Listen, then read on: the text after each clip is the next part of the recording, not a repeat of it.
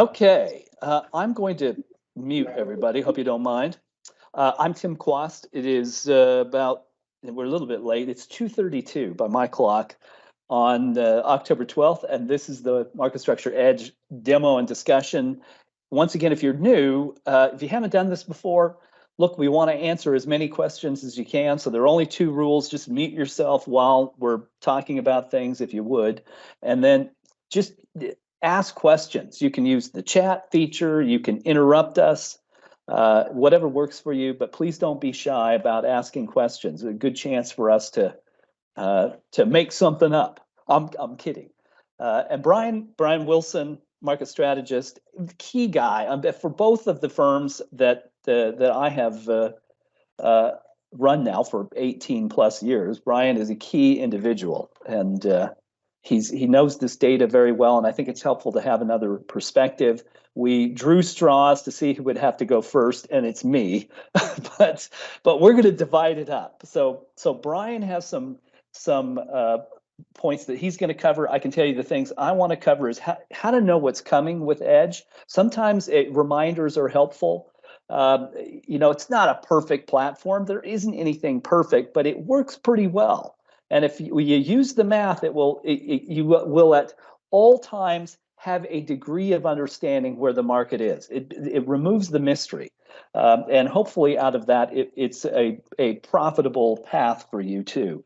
Then we'll talk a little bit about today, why the market's doing what it's doing today, and how one day is not a trend, and how the market is not linear. Is you want to know what the central tendency is, because when the market bucks the central tendency, it's generally an opportunity.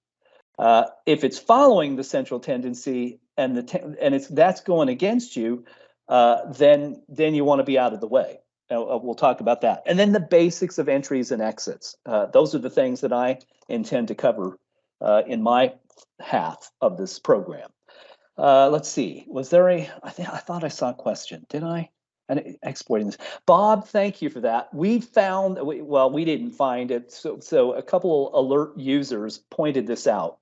I was not able to duplicate the problem. I got a couple of emails about it. I had Nate take a look at it. He was able to duplicate the problem. I had him talk with our lead engineer, and we're working on it. We understand what the issue is. I don't know where we are on a resolution, but we will get that fixed. And so what Bob is talking about is, if you've noticed, if you try to export data from a portfolio and you're getting an error, a file not found, we are aware of that problem. It's apparently not everywhere. That's the issue. We can't, if it's a system-wide matter, we can identify that right away. But when it's not, that's when it's more challenging. We'll get it solved. Available stocks. Okay, so Byron, it's the Russell 3000 is the way I think about it. There are, if you look at Wilshire, the Wilshire 5000 is a very complete index of the national market system, and we focus on national market system stocks.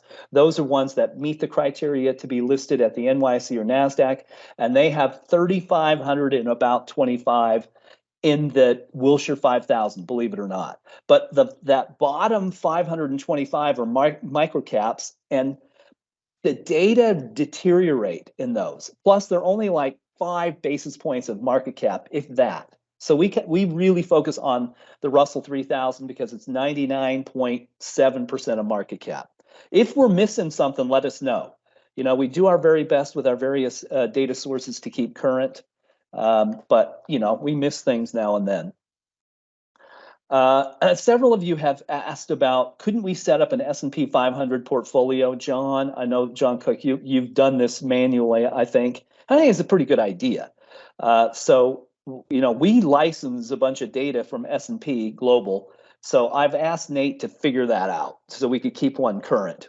I think it's a good idea. Yeah, it only took a year, right?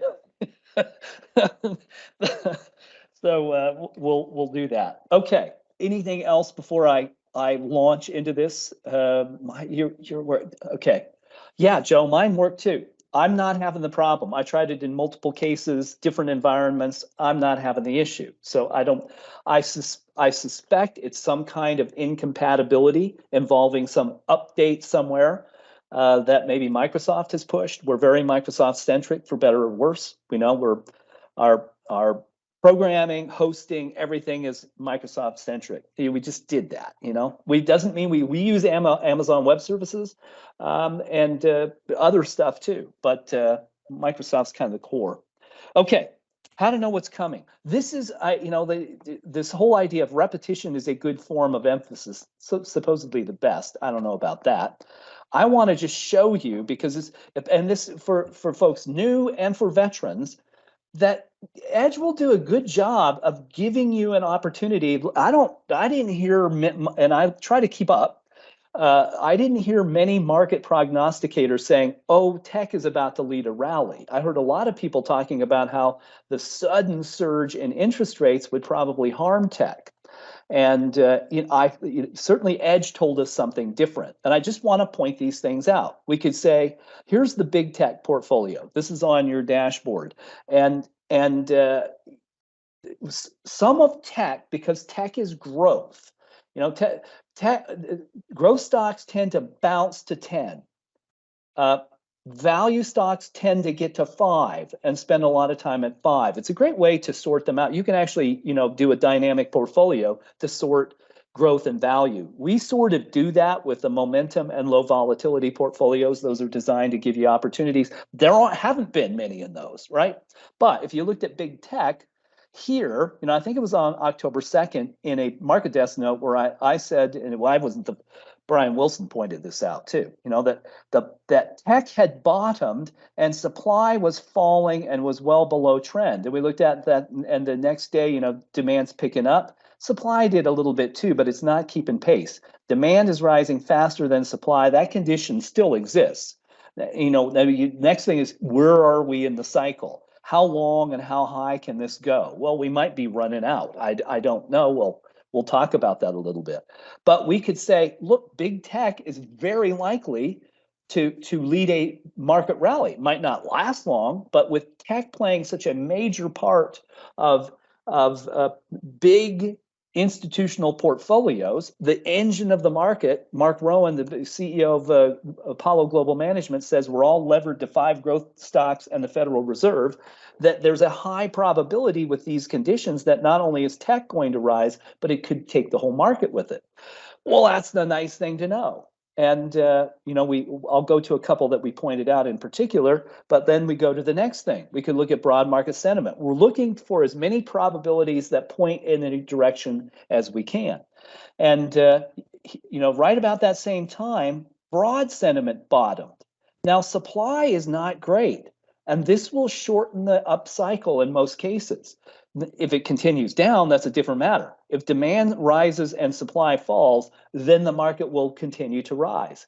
If supply does not fall and demand stalls, the market is not going to rise. It's really not more complicated than that. It's not perfect, but it's a very, very good indication of what's occurring.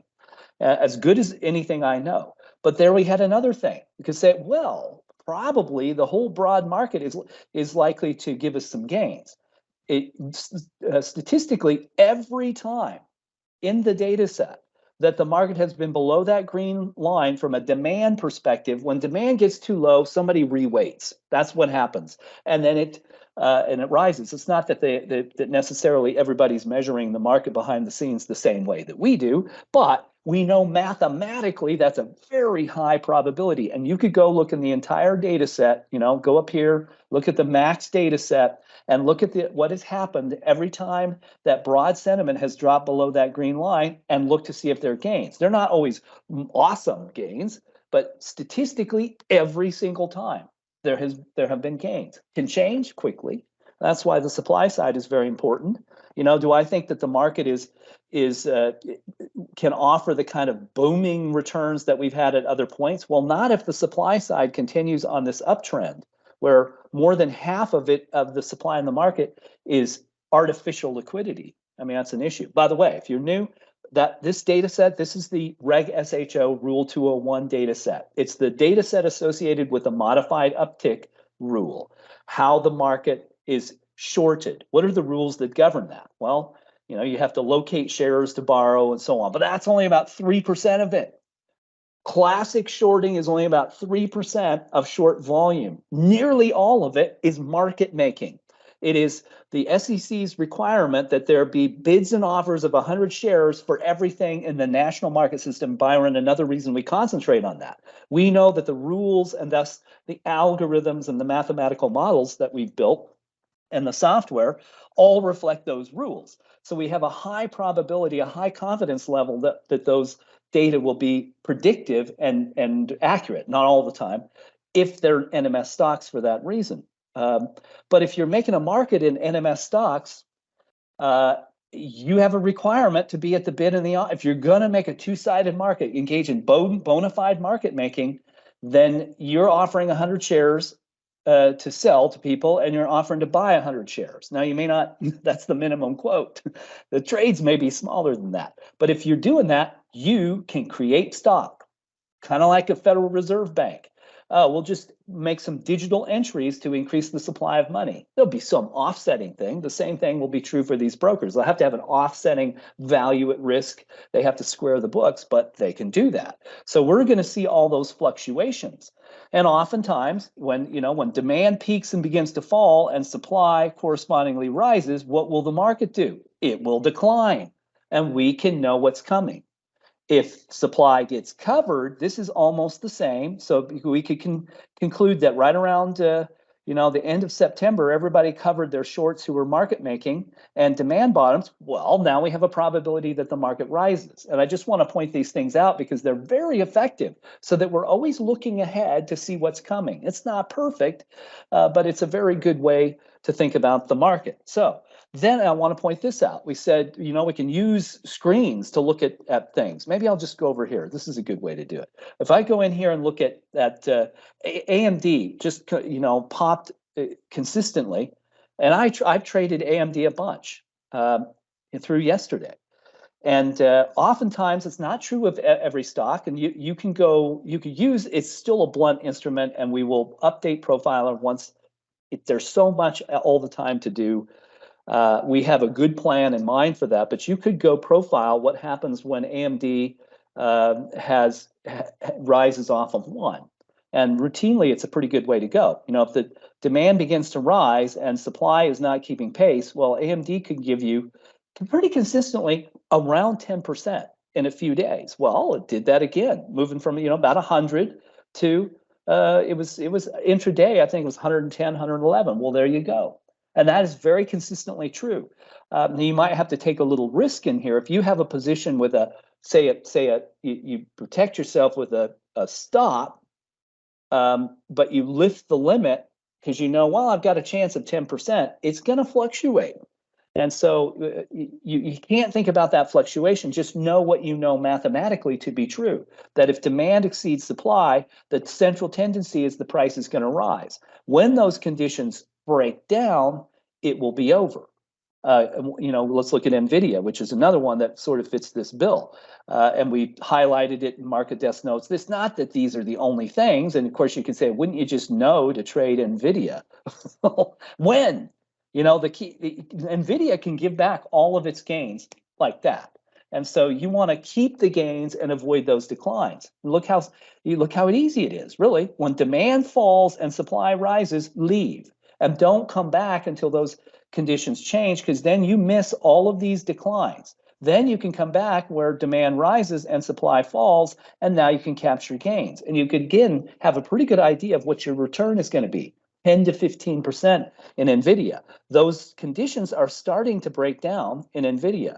But that's why we point them out. Statistically, mathematically, if we know, big tech's bottomed and shows demand, the whole broad market has bottomed, and NVIDIA and AMD have diverging supply and demand, well, there's a good chance they'll move from about 1 to 10. And then I don't know for how long. That will depend on broad market conditions, but you can see, this is what I mean. It's not bad yet, but if this becomes a trend, then you want to stop trading NVIDIA, right? That's what you look for. So the moral of the story is you get a lot of very good information about what is coming by looking at these things, and you just have to repeat it to know. Why down today? The market isn't linear. We can say, well, interest rates popped. There was weak demand for a couple of government treasury auctions. Sure. I mean, I'm not saying those things aren't inputs, but the market does not move in linear fashion. We've had several good days. I think 4 out of the last 5 days have been net buying days. If you look at how stocks have been closing relative to midpoint, good way to measure, by the way. It's not whether stocks finish, higher or lower. That doesn't tell you whether there's buying or selling.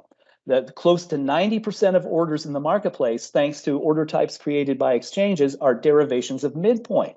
Therefore, how a stock closes relative to midpoint is a very good read on supply and demand. So we're bound to get a day where it's not great. But again, what the central tendency, and I don't know how the day is going to go, but as we move to entries and exits, it's a great lesson today.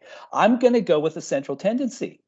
If I know that that SPY has volatility of 1% and it's about 1.4 at present, and the underlying stocks comprising the S&P 500 move more than 2% daily on average, currently about 2.4%, and the whole market is down 1%. If the S&P 500 is down 1%, and I know what the central tendencies are, well, demand still exceeds supply, tech still has excess demand, then what is the probability that the market rises off that level either today or tomorrow, maybe into the close? Well, it's pretty high. Again, it's difficult. I was a little greedy, and I don't take much chance.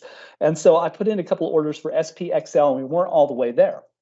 And so I got stopped out twice, and now I'm positive for the day just because I was like, well, there's your lesson. Wait till it's 1% down.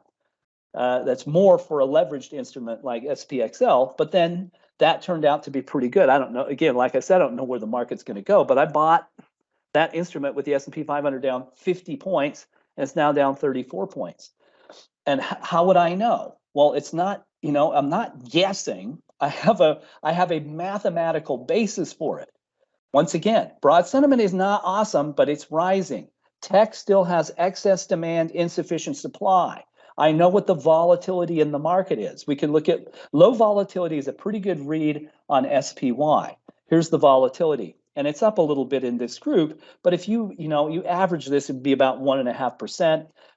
And so the derivatives that track them are going to have less, like SPY. So if the whole S&P 500 is down 1%, and I know that that's not reflective of the central tendency, the likelihood of a gain is very good. I know the market's not about to just crumble. It's not. Can I know with 100% certainty? Of course not. But I have a pretty good probability, right? And you could go look at the whole, it's a good study, go look at the entire data set for broad sentiment and see how good the demand algorithm is at telling us what's coming. There are occasional exceptions. When derivatives blow up, when there's a bank crisis, derivatives will crumble in value and things will happen faster than what the data would otherwise indicate. But that's a pretty good thing to know. So back to the basics of entries. If you could, just to finish this off, if you look at TTD, here's a stock in the momentum portfolio. There aren't many. It's telling us that momentum isn't an easy trade, but I'd look at that and, if it's, I think TTD, we'll go look at it, has volatility of, call it 3 or 4%. And I can look at this very, very nice demand equation, and the supply side is down. If I have a chance to buy that down half or more of its volatility, there's a pretty good chance with these other things all pulling the same direction that I'm going to produce a return. That's what I look for. And then I think you have to take gains. So it's 4%. So if it's down 2 or 3% today, what's the probability? That's what you look for. If it's down 3%, well, in the next 2 days, there's a very good chance I could make 1, 2, 3 or more percent. And that's the basics of entries and exits. You don't have to do that every time. That's a very good probability. But also, if all those things are pulling the same direction, demand's good in tech, there are volatility trades, the broad sentiment is rising and supply isn't keeping pace, and a stock and the momentum stocks are all moving, but one of them. Well, that is a good entry. Mathematically, there's very little difference in buying down half the volatility and buying something at its average price. If your horizon is 3 days, somewhere between 1 and 3 days, you're very likely to make a good portion of this. And that's really that's what I'm after. I'm not after 20%. You can make 20% if you keep doing that. And the beautiful thing is you don't lose money. Uh, doesn't work every time, but it will most of the times. Then I'll reemphasize the exit. Take your gains. If we know everything's run in our direction, then you can remove the limit, and when you're happy and you know that you've probably captured the bulk of the gain, or there's a change in the supply demand equation, then leave. Otherwise, take your 2 or 3%. I could have let AMD run because it's done fine today, even in these conditions. I took my gains yesterday because I didn't want to sit through the inflation data today, not knowing what the effect would be. Turns out it would have been fine. I could have made another 2%. I think Brian did. But there's the basics. So we can have a very strong idea of what's coming. The basics of entries and exits are try to stack all the probabilities in your favor with broad sentiment, whatever's leading the market. And you buy half, if something's down half the volatility, even the broad market. Those are very good entry points. Then take your gains. And you don't have to be in as big a hurry to take the gains if everything's still pulling in the right direction. Okay, so there's one other little thing I could mention, but Brian, I've chewed up a lot of time. I'll turn it over to you. Sounds good. Thank you, Tim. Hope you guys are doing well today. I think I mentioned this morning, it's actually my wife's birthday, so looking forward to getting out with her tonight for dinner. So we actually celebrated 30 years a couple weeks ago. So yeah, it's fantastic. Love being able to celebrate with her.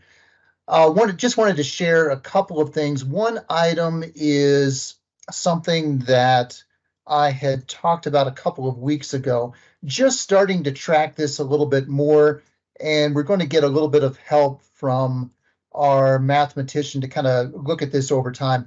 This is the only ETF that we currently track. We try not to mess up the database too much with ETFs in it, but let's take it back to, I'll show you one other item. If you're looking, I'm going to set up a custom range right now, just show you how to do this for those that are new to it. Just click on custom range. I'm going to start with August 1st and then just hit the arrow and then take it to yesterday and then just click on apply. So what I want to show you, and John Cook, you actually kind of mentioned this in your note, SPY is all about arbitrage versus the underlying stocks. And what I want to point out is, a dynamic I'm starting to see a little bit more just with the SPY relative to market advances. And you can see it here, 2 periods from August 1st going forward, well, really 3. The point is, the more short covering you get in the SPY, the greater the chance of seeing some broad market gains over, it depends, but over the next week to 8 days or so. Short covering here, we briefly saw a period of gains. Short volumes immediately went higher. Really good short covering in this period in the middle part of August. What happened? Well, we had a really nice rally in the market. And then look at what was happening here in late September into early October. Tim and Henry and I were actually talking when SPY, when it got as high, I don't know what that number was, 61, 62%, really, really high. It tends to average about 55 to 56%, just for perspective. So when it got up there, it was basically like in front of its skis. And we were having the discussion internally. We're like, I think the market goes down from here. Well, sure enough, look at what happened in the market afterwards. Look at the short covering here over the last week or so, and what has happened in the market. Well, we've had a nice rally. So we're starting to see that correlation a little bit more. Like I said, it's an ongoing assessment. So it's just something we're starting to track a bit more, and our mathematician, Nate, is working on it to see if we can kind of back that data up and take a look at it from a historical perspective. So that was one item wanted to point out. Wanted to also just mention, and Tim kind of mentioned part of this already, just kind of cover one other point. It's the difference between strong divergence and let's call it weak divergence. So big tech being an incredible example of strong divergence. You can see demand going up, short volumes going lower, especially if we take that short volume look. That was almost 50% back in the middle of September. Once again, good lesson here. What was middle of September? Well, it was triple witch expirations. It was also S&P quarterly rebalances. It was an inflection point in the market. Short volumes very high going into that inflection point. Everything started to get covered afterwards. And once we got to the end of September, once again, we got to another inflection point and demand picked up. And of course, big tech picked up. But strong divergence here. I had mentioned two sectors in the morning message, other sectors that were showing promise, but notice the difference. Okay, so we just saw tech. Look at utilities, just starting to get demand moving up, but look at short volumes; they remain at 52%. Well, there's a huge difference between short volumes at 52% and short volumes at I forget what it was, 42, 43%. And once again, sentiment for utilities not even above 5 yet. You look at real estate, kind of a similar story, 3.7 sentiment, short volumes a little bit better at about 49%. But once again, there's a big difference between weaker setups and stronger setups. Everything being your ideal, of course, is to gravitate towards those stronger setups because they'll give you better gains over time. I'll show you one other stock here, just a specific stock. I was looking at this before the call. I might take a peek at this before the close. Last time I looked, it was down about 4%. So look at the setup here. Just an extremely good run from one going forward all the way up to 10. You can see the subsequent gains in SMCI, and you can see how short volumes have been moving lower over time. This is one of the names in our momentum portfolio right now. So two thoughts about this. Obviously, very strong divergence. A couple different ways you can play stocks like this. And I mentioned this, I think, in a market desk note a few days ago. You can set up portfolios where you try to capture the early rise. So if you get demand coming off of one, you could set up portfolios that look at sentiment at 2 or 3 or 4, with short volumes moving lower. In other words, you're going to have a better chance of catching some of that, but also recognize that comes with a little bit more inherent risk. There's a lot of times where that sentiment won't get to 5 and it'll stumble again, and the returns won't go anywhere. But there's different ways of looking at that. That's one way or one approach that you can take, or you could take it another way as well. You could wait till it gets past 5, set up a portfolio, capturing 6, 7, 8s. Once again, trying to catch some of those gains, before they get all the way up to 10. But strong divergence, I might very well, take a peek at this one for an intraday volatility trade before the close. So that was really it for me, Tim, just looking at the SPY and that concept of strong divergence and weak divergence. That's good, Brian. Thank you very much for doing that. I think that applies to individual stocks too.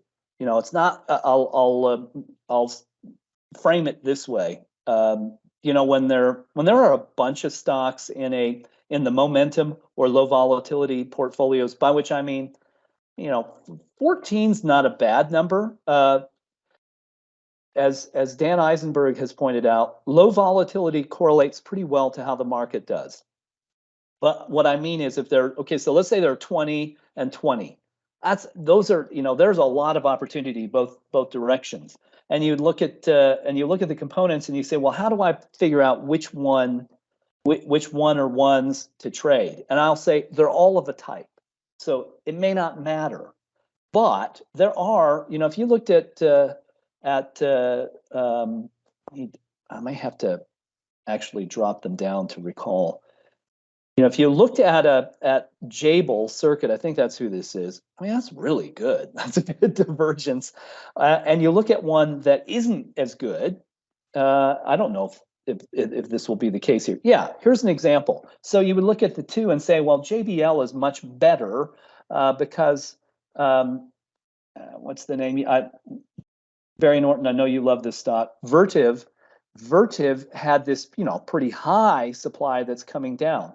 But Hey, Tim, do you want to statistically, share your screen? oh, sorry, thank you. I didn't realize, I forgot that I hadn't done that. Let me do this again. I'll show you what I'm looking at. I'm looking at the momentum portfolio, and I'm pointing out Vertiv has this kind of supply demand divergence. So supply is kind of high, but it's really tailed off. I mean, it's really come down from 45 to 39, and demand's very strong. If you looked at Jabel Circuit, you would say visually, you look at this visually and say, well, this is much better. Very strong demand, and supplies come way down from 67% to 49.8%. But would there be any difference in the performance? No, not really. But if the demand has plateaued and the supply has plateaued, that's a weak divergence. And probably it's not going to deliver the same kind of gains. Mathematically, we're going to pick up some of those sometimes just because of the calculations. And in those cases, and I think a couple of days ago there were instances of that. But it's the principle that Brian Wilson's pointing out, that weak divergences tend to produce weaker gains. Strong divergences produce stronger gains, particularly if they're all over the market. So yeah, it's a very good point, Brian. Okay, questions? Hey, Tim, can you look at Norwegian Cruise Lines? Yeah, absolutely. Symbol is NCLH. Yeah. So this was in my inverse momentum portfolio. So the exact opposite of your momentum, it's the inverse. And it's kind of the Hicks rule in reverse. So when I look at this, I picked the stock that has, some of the highest short volume. Yep. And then I go and I look at, okay, is it coming off 10? Is it an 8 or is it a 7? It's got to be a 10, 9, or 8. And if it is, it tends to be a great short candidate as well, just kind of the Hicks rule in reverse. Yep. Okay. In a momentum portfolio, if it's only got, demand around 2 or 3, I don't mess with it because it's already, a lot of premium's already gone. But in this instance, it's just the reverse of what you're talking about. And it worked back here too, didn't it? We have very, very high supply, demand peaks. It doesn't even get to 10. That's we say it's not that there's massive statistical reliability, but there's a consistent central tendency of weak tops precede drops. We say that, but that's a very good point. You've got the short data dialed in. So if you're shorting, Barry Norton just gave you a great couple of data points to look at. And it's interesting how stocks like this stay at such high short volume for so long. I've tried to understand a correlation. I've not been able to see one. Only when I can get this kind of setup where I've got sentiment coming off of the highs is when it's good to step in. Otherwise, they just seem to float at those high short levels for long periods of time. Yeah, it's a very good point, and I could hazard a theory, and that's that probably volatility in Norwegian Cruise Lines is pretty high intraday, and it's priced below $20. So if you're a high frequency trader, you could keep the average price right at about the same level, call it 16.25 for a very extended period of time, and make a lot of money by biasing your trade short. Because when the moves down occur, they tend to be pretty dramatic, don't they? Whereas the moves up tend to be less dramatic. I don't know that to be true for sure. I'm going to talk to one of the guys at Virtu on Tuesday, and I'll ask. But Cool. but I suspect that's what it is. Yeah, it was classic because it opened up, they ran it up, and when it hit 16, it was like it topped out. It was like, okay. And Yep. you could, and that was before the 1 o'clock bond offering for the 30 years. So it just kind of, I was already short. I just kind of accelerated it, but just a fascinating point, the inverse of what you talk about. Yep. Yep. There you go. That's a good one. Thank you, Barry. What else? Other questions, comments, observations?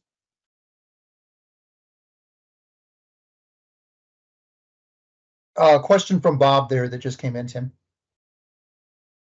Okay, Bob. Yes, we really the ball's in my court. I've got a programmer who's been working on that model, and he just submitted a new version of it that I have to test. There were a couple of things in it that we had found that weren't working the way we want. So we're making progress on it, but it is complex. It's a complex undertaking because there are a lot of variables, but we are making progress, and I appreciate you asking. I'll keep you posted on that. I'd like to get to the point that we're comfortable putting it in place of the old profiler as a way to backtest data, and we're getting there.